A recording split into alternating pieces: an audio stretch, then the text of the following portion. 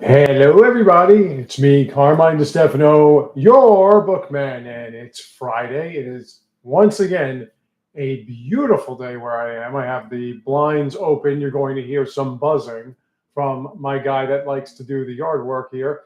Not to say that I'm living in a mansion, it's a complex. He's the super, and that's what he likes to do. He likes to leaf blow, he likes to mow lawns. Depends on what time of the year it is. But we're here today. It's Friday. It's time to have our little discussion, or it's time for me to talk and hope somebody. Let me just adjust this. There we go. I had a centipede rolling all over my wall for a bit. I think it plummeted to its death. I do feel bad for the poor living creature. But even so, we're here.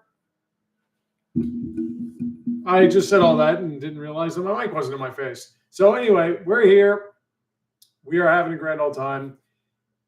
Buzzing, as I mentioned, my super.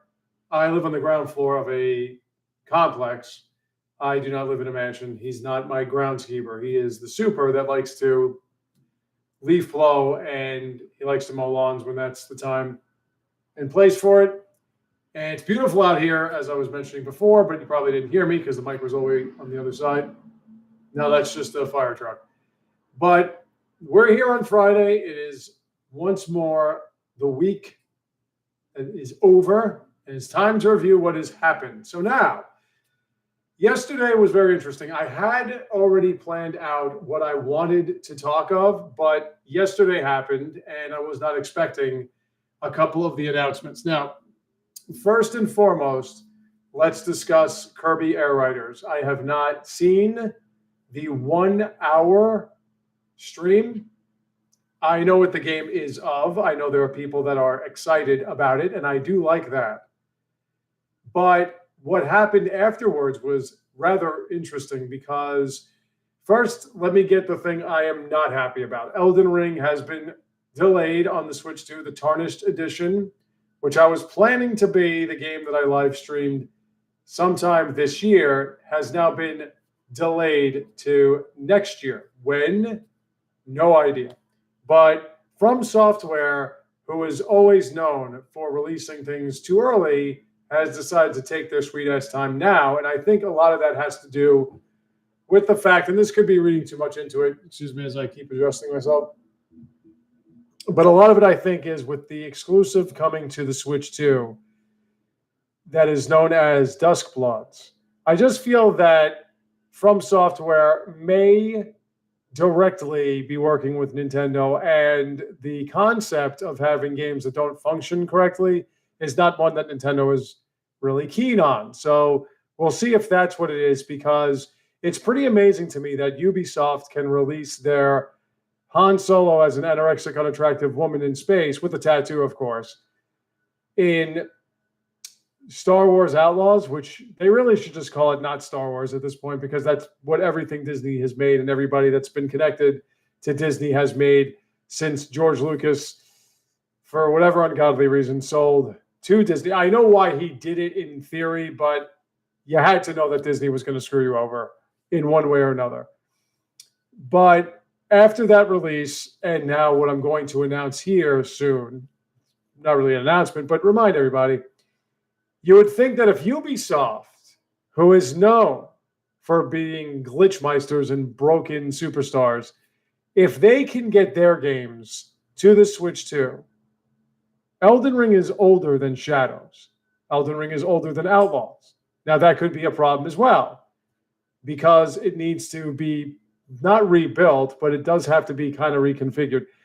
But Shadows was just announced, and there's a release in 2 months, not even. It's going to come out before Metroid Prime 4, which apparently there was leaked footage of 2 bosses I'm not going to look at, but that is being released. Outlaws was released, and Elden Ring is still not gotten a date yet, and it was one of the first titles that was announced in April when the Switch 2 was announced. So it just kind of perturbs me, even though I swore against the idea that I would drive myself psychotic playing From Software games again. They did announce that there would be a Switch 2 exclusive, so now I have to be a From Software fan again. That's just who I am. I never said I wasn't a whore.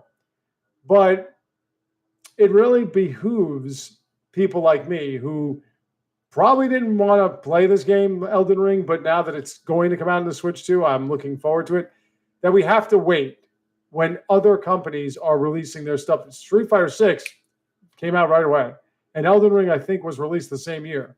So things like that are somewhat bothersome. And I don't want to hear about the processing power. It's the docking issue. It's the optimization. That's the problem. And From Software, I think, is still trying to figure out how to do it, even though they've been putting together an exclusive on the Switch too. So we'll see what happens with this. Assassin's Creed Shadows, as I mentioned, is being released on the Switch too. We all knew that. That is not an announcement. That's obvious. I have absolutely no interest in that game whatsoever. I stopped playing Assassin's Creed games years ago.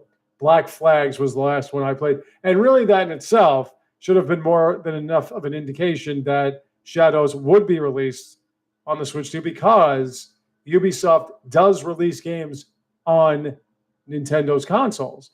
So as soon as, it's almost like Capcom, as soon as the hardware was capable, the software was coming. Now, as I mentioned, not at all interested. It has nothing to do with wokeness or whatever it is that the popular channels were complaining about.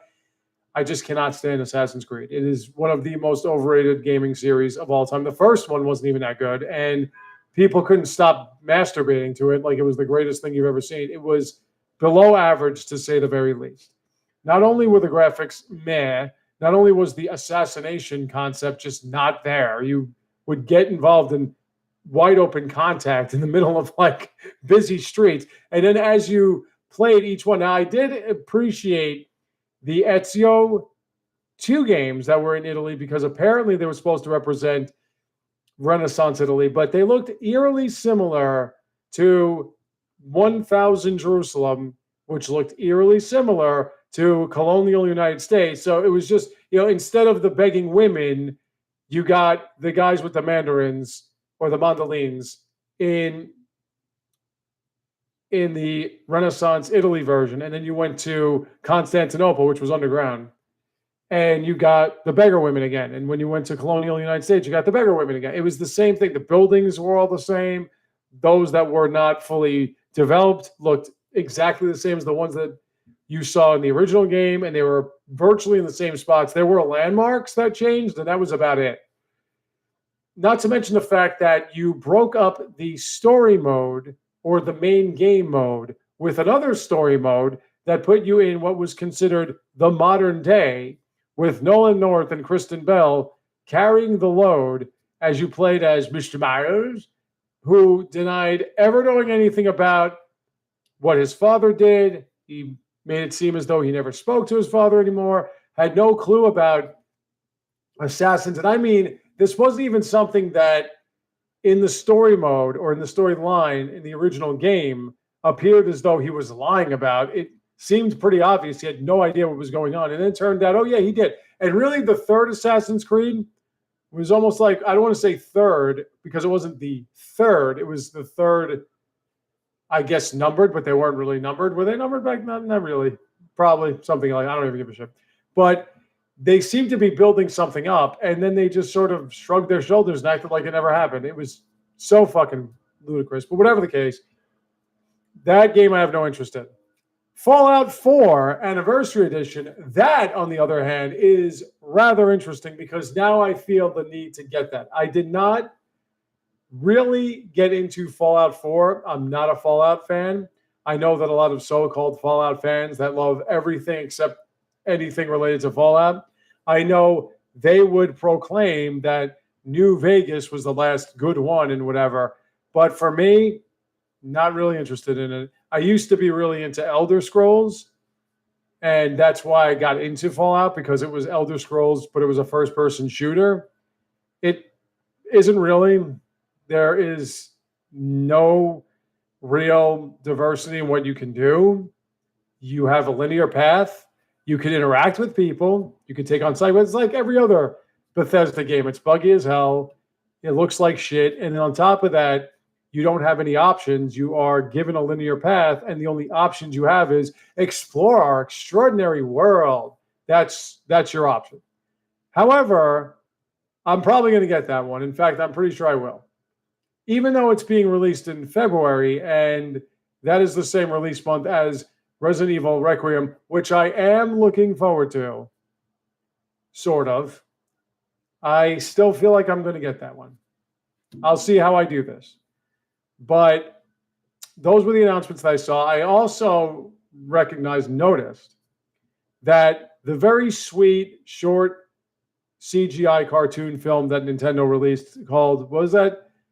Close to You or To Be Close? I just kept thinking of that infernal song from Persona 3, which the reload's coming out soon. To be like that's what I thought of. But when I saw it originally, I just thought it was so well animated. I was like, look at that. A woman at home with her child. Isn't that something? The baby in that was adorable. The woman was very doable. And it turned out that all of it was about Pikmin. Now, was it a game announcement? No. It was just a very charming, very cute, short, 3.5-minute film that more or less displayed Pikmin in something that would be related to a real world situation. So very nice. But with all that being said, there was something that I did want to make this stream about, and that is Pokemon Legends Z through A came out last week. And let me just explain that I have never, ever had any remote interest, not even a morbid curiosity in the series Pokemon, because it came out originally, it came out when I was like 13, 14 years old. And the idea of it was that it was for children. The whole pitch was that you had to catch them all. And I remember we were making fun of, when I was in college, my friend who used to hang a Pokemon card laminated more or less, or put in one of those plastic containers or plastic protectors on his rearview mirror. We would make fun of him about being like a 5-year-old or whatever, because that's really what it was. So when the idea came up by people who used to watch my live streams on Twitch that I would play a Pokemon game, Sword and Shield was coming out at that time, and I figured, all right, look, I'll get Sword and Shield. I watched through the entire series, and I noticed that it is identical from one to the other. You're in an area that's reminiscent of someplace. You're a kid with a cap or a bow, depending on which gender you chose. And somebody who claims to be your biggest rival will come out, challenge you. You have to pick one of 3 Pokemon. One is a water base, one is a fire base, and one is a grass base. And grass base, it makes no sense. You look at the Squaresoft games, the Final Fantasy games of yore, and they follow the original concept of the 4 elements: fire, earth, water, and air.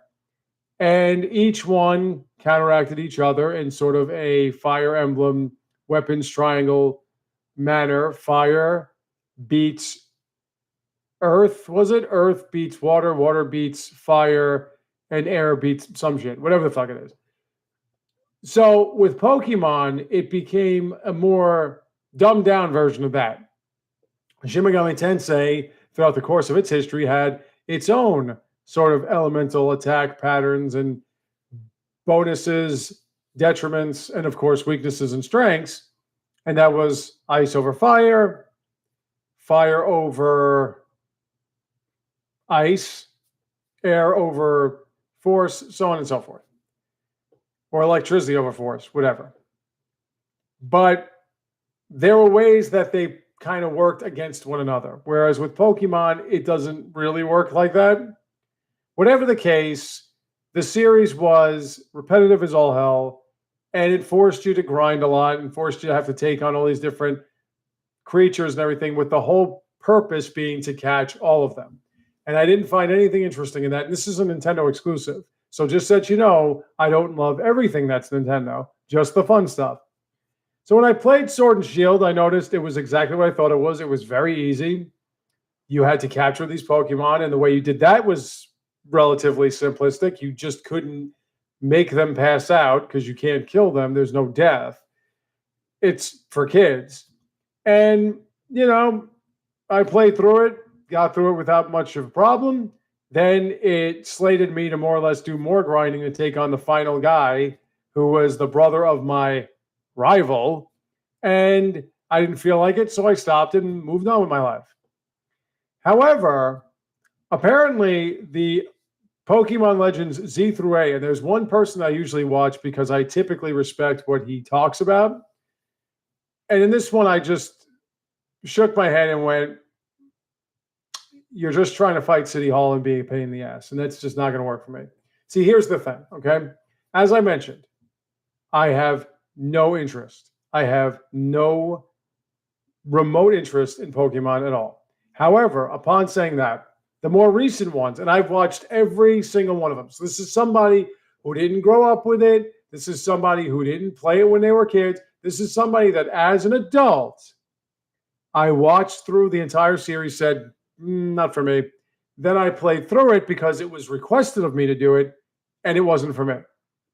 But when I see the more recent ones, Arceus, Chaos, whatever, this one, and I note that you can find the creatures, you can throw the balls at them, you could,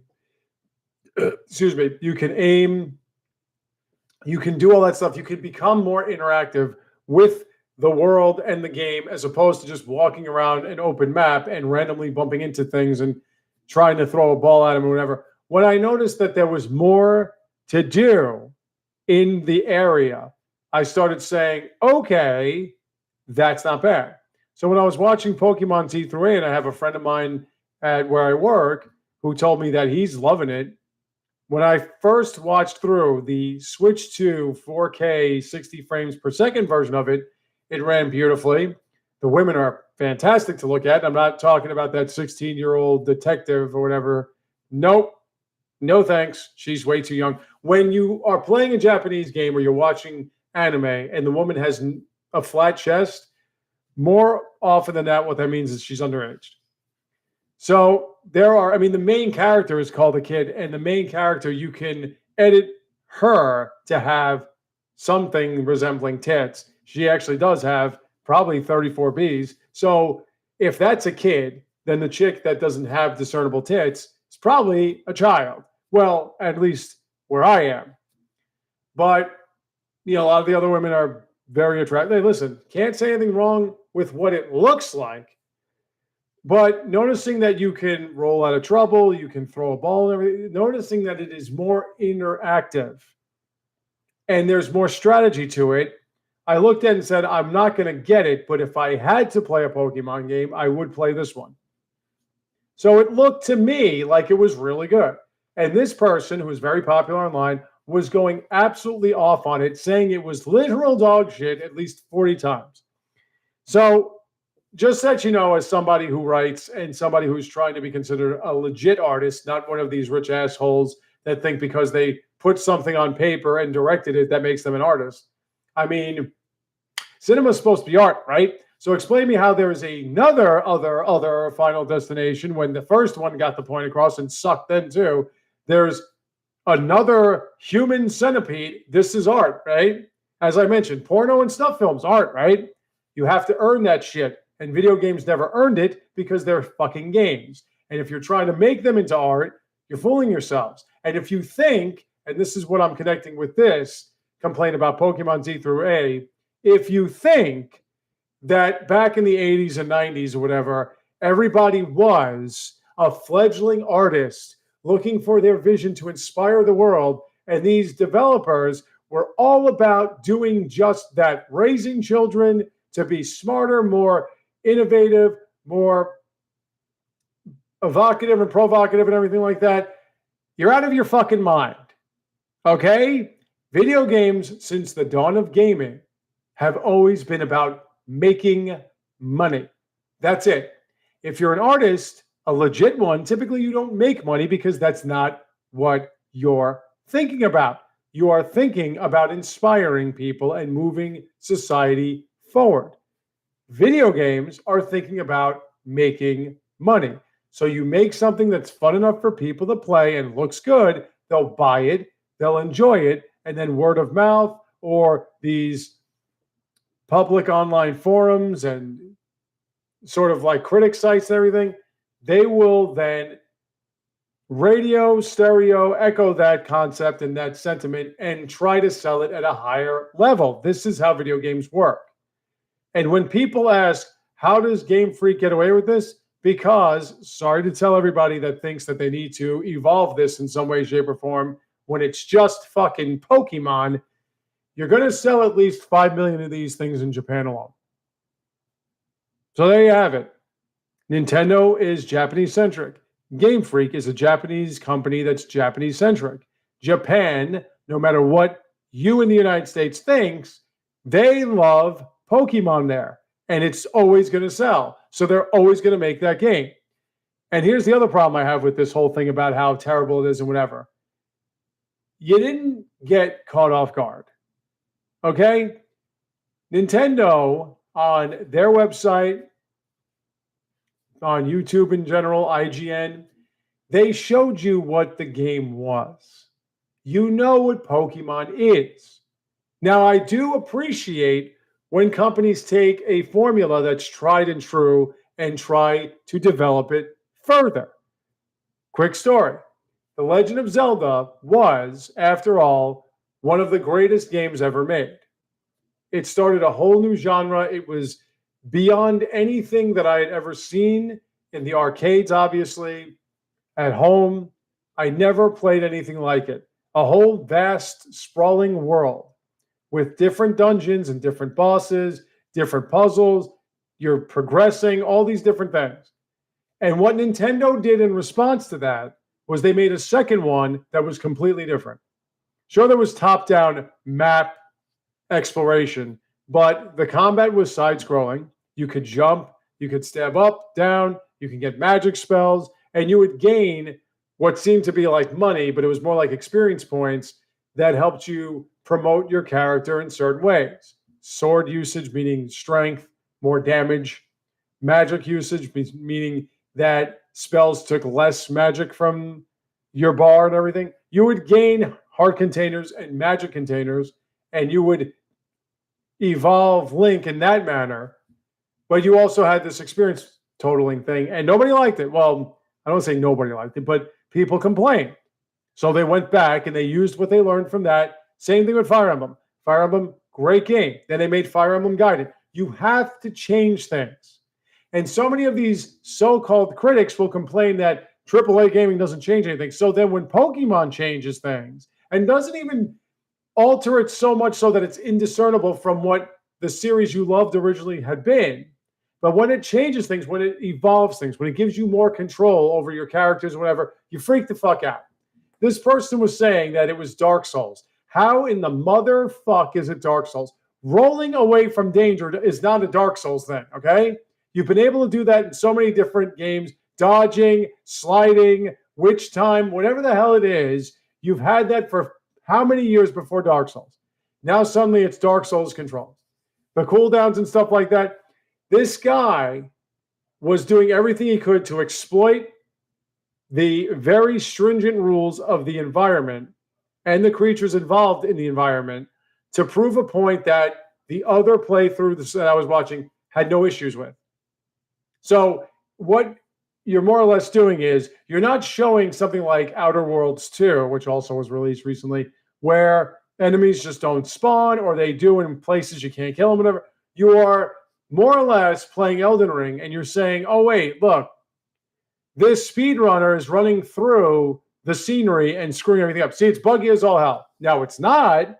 That's an exploitation of the programming, but it's not buggy. Like if you didn't do these stupid ass things that speedrunners do, you wouldn't have exploited that. So it's the same thing with this.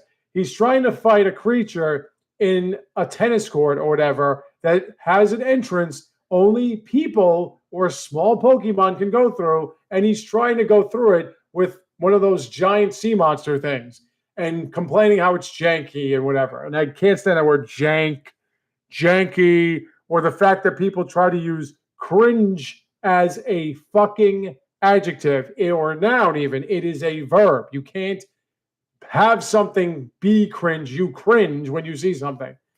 But whatever the case, the screaming and yelling, how it was the worst game ever, whatever. And I'm going, so when you saw all the gameplay footage and you saw the trailers, was there ever a point where Nintendo only showed realistic looking people busting through a brick wall with this draconic, scaly Pokemon creature, and you had two men, one voiced over by Troy Baker, one voiced over by Nolan North, and two women, one voiced over by Jennifer Hale and one voiced over by Christina Venezuela? Is that what happened? And they tricked you? No, you know what you're getting yourself into. So complaining about there's no voiceover acting, fucking duh, dude. It's Pokemon. Do you want them to have voiceover acting from this point on? Okay, that's a point. But there was never an indication there would be in this game. Saying the backgrounds don't look all that realistic. Yeah, it's fucking Pokemon. You're playing an anime. What does it mean the backgrounds? Who cares? Somebody said the rooms look great. Okay, then there you go.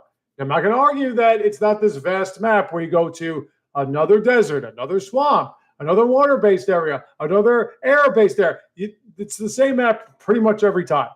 You have a problem with not fighting gym leaders or team leaders, whatever. Okay, cool.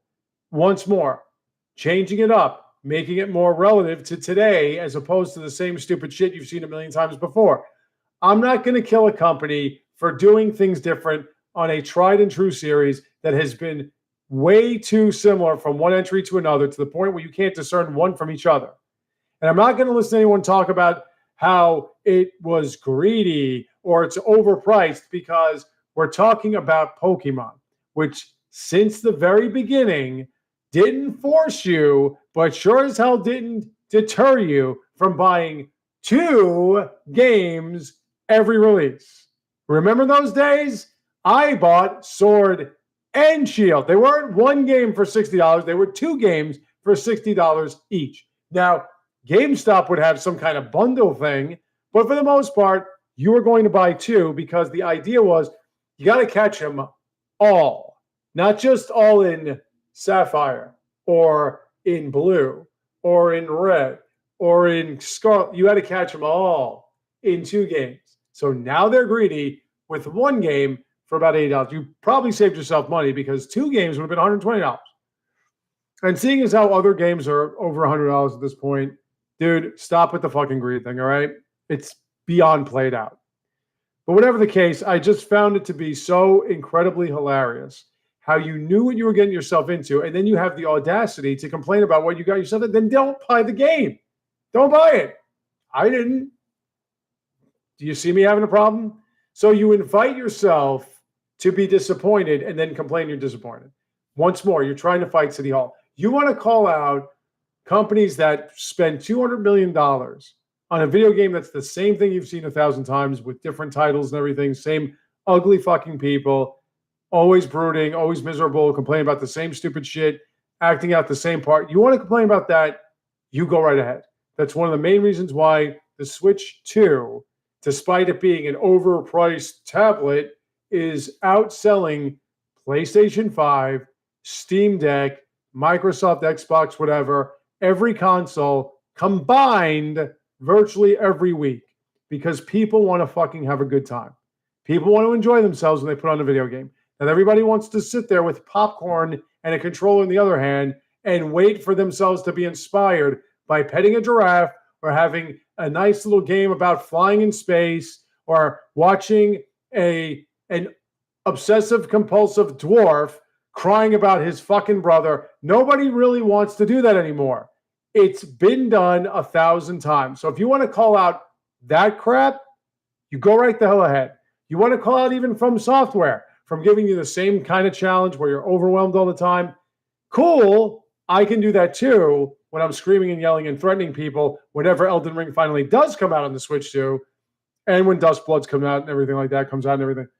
But to kill Game Freak for giving you the same wholesome type of title, just evolving the gameplay to a point where somebody who doesn't even want to touch one version of the game would look at for 12 plus hours and go, if I had to, I wouldn't. I wouldn't have a problem with it. Then I'm sorry, you're crying to the wind, okay? And you sound too much like all those, here I bring it up again, Star Wars fans who love everything about Star Wars except for pretty much every movie. Oh, I loved kind of New Hope. You don't know anything about New Hope. Oh, Empire Strikes Back is the greatest movie of all time, despite the fact that when it first came out, Star Wars fans didn't like it, and the critics were mixed on it. No, by the way, since you're all obsessed with how much money it made, the first one made almost $800 million when tickets were like $1 each. Then the second one made about $300 million, and Return of the Jedi made about $200 million. And oh, by the way, just to talk down a little bit more to you geniuses that think so much, that you know so much about this series, that you keep talking about these plot holes from episodes 1, 2, and 3 that were carried over. One of them being, how does Leia remember Padme when she died childbirth? Okay. She never said she had memories. She said she had visions because her force was connected to her mother as Luke's was connected to his father. And oh, by the way, in Return of the Jedi, that movie that you love so much because you're such big Star Wars fans, Obi-Wan Kenobi says, and I quote, to protect you both from the Emperor, you were hidden from your father when you were born, which means there's no plot hole there. Oh, by the way, that's not a fucking plot hole, but whatever. What a plot hole is how Han Solo is still with the Rebel Alliance when he already had the money to pay off Jabba the Hutt. That's a plot hole because the entire plot revolves around him still not paying off his debt when it was still in his head. So you can't say, well, maybe he was inspired by Luke, I guess, and he forgot about it. No. Right away, he's saying, I got to get out of here. Oh, but Luke needs help? Well, then I got to stay. That's a plot hole. But like I was saying, they love everything about Star Wars except Star Wars. They love this expanded universe plagiarist bullshit that's got nothing to do with Star Wars. They love a couple of Disney shows, which have nothing to do with Star Wars, but they don't love Star Wars, and yet they're Star Wars fans, and they're going to tell George Lucas he doesn't know what he's doing with the series he created by himself, more or less, from scratch. And it's like this. Game Freak doesn't understand Pokemon. They fucking made Pokemon. They don't understand it. It was like these numbnuts. Konami doesn't know about Silent Hill. No, you don't. You don't know that Konami said, well, Resident Evil is kind of weird, kind of campy, and is violent and has undead. Let's make our own version of that so that we can make money. And this way, we won't make it zombies. We'll make it faceless nurses with their tits hanging out in tight nurse outfits. Because it's not about making money, it's about art. However, the main villains or enemies that you see are the half-naked, sexy nurses with no faces. Because they're trying to sell sex appeal. No, it's about a movie of a bunch of murderers feeling guilt in a land that, in the previous game, they had to fight Satan and adopt a young woman who apparently was obsessed or possessed by Satan in a town that is possessed by Satan. What brilliant writing that is. And then the third one was about the young woman growing up and being attacked by demons or whatever those things are. Boy, what a concept. And not only that, but the combat system was sluggish as hell. The puzzles were pretty much self-explanatory if they weren't frustrating. I know because I tried to play Silent Hill 2. I was never scared. I was never impressed. And I sure as hell was not having a good time. But all these Silent Hill fans love every Silent Hill except everyone since the third one. And it's like Pokemon. When was the last good Pokemon, according to Pokemon fans? The 2DS? The Game Boy Advance? When was the last good Pokemon? Because every single time Game Freak releases another one, it's terrible. You Pokemon fans don't like Pokemon, so you're not Pokemon fans. What you're fans of is you're fans of your nostalgia, your precious old days. You guys sound older than me, and you're at least 10 years younger than me. That's a problem. You always want to live in the fucking past when video games were not better. The video game industry was more inventive. It was more creative because it had to be. But you didn't have the technology you have now. Things didn't look as realistic, didn't move as realistically, and you didn't have 1,000 buttons. You can do whatever you wanted. Now, granted, there were about 700 games back on Nintendo when I was a kid, and maybe about 1,000 more on PC. If you got a clunker, it was bad. The music would drive you nuts because you had that weird 8-bit MIDI crap. The characters looked like shit. The game played like shit because you only had 2 buttons and a control pad. So if you didn't have a good game then, you could barely mask it. But it was a period of time where nothing had really been achieved in terms of popular series. So there was a lot of trying things out, experimentation, as I said. So I'll give you that. And there are games that were made back then you can play now and still have a good time. But I'm going to be damned if I tell you that playing Mike Tyson's Punch Out would have been better than playing the Wii version of Punch Out, because that's ridiculous. I'm not going to tell you that the original Zelda was better than Link to the Past, which was better than Ocarina of Time. That's ridiculous. As games evolve, it would be the equivalent of saying, I don't like them iPhones. I want the Roto-Rooter one. Why? Why would you want a Roto-Rooter? Now, it would last forever. You wouldn't have to buy a new one every year. But at least the iPhone can make it easier to just call somebody if that's what it was ever advertising, the ease to call people. So when it comes to technology, to say it was better in the past, look, society was better. Movies were better. Television was better. Sports were better. No doubt about it. Now, movies were never about art in the United States. It was always either stealing an idea from somebody that could have been an artist or more or less just making money. But whatever the case, they were still far more entertaining and better written than the shit you got now. Television shows, same thing. Even I watched TV back then. But, in sports, immeasurably better back then. And it got better with every generation previous. Yeah, those things are devolving. Video games, nope, sorry. You got like 20,000 of these things now that you can just pick up and play on PC, Switch 2, whatever. And so many of them are better to look at. They're better to play.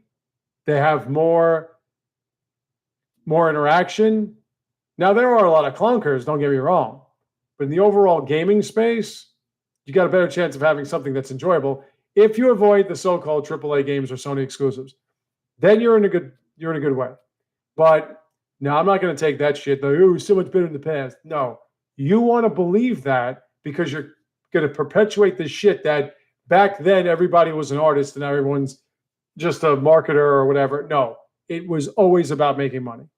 And I'm just dying to have one of these so-called Pokemon fans tell me, when was the last good one?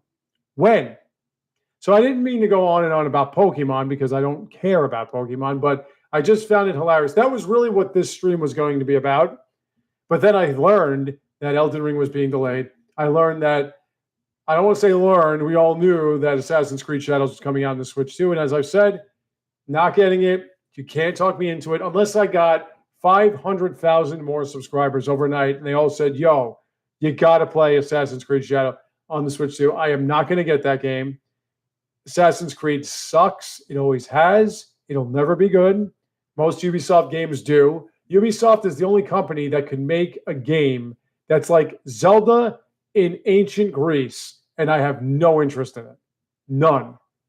But that's just because their gameplay is boring, and they try to focus too much on storyline. And I'm like, you want to know what, this is another thing. You want to know what Aphrodite is supposed to look like? Play Hades 2. Or play Smite. That's what Aphrodite is supposed to look like. I thought she was nice looking in Ubisoft's version, but that ain't Aphrodite, bro. Either way, not interested in that. Fallout 4, yeah.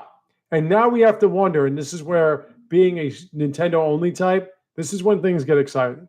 Because what else are they going to announce today, tomorrow? You never know. There was a period of time with the Switch 1 where every time I turned on the TV and went to YouTube, I'd see, update, this game's coming out, this game's coming out, this game, and I'd go, oh shit. So now I'm going to go and I'm going to try to figure out what they're doing now. But Kirby Air Rider seems good. I don't have enough. Remember, I got a wedding to get to. My little sister's getting married in a few months, so I got to be prepared for that. I don't make that much money. I'm very poor, so I have to watch. Now, I'm hoping I'm getting tips from work. I used to get, when I worked for people that were, retired people that were in unions, people that had small businesses, I would make 1,500, not 15 grand, 1,500 in cash tips alone by Christmas. Now, where everyone's a doctor, a surgeon, everyone works in the city, technical jobs, I'm lucky if I get 500. Whatever. You don't have to give me money. I get paid. It's just, I would like the tips.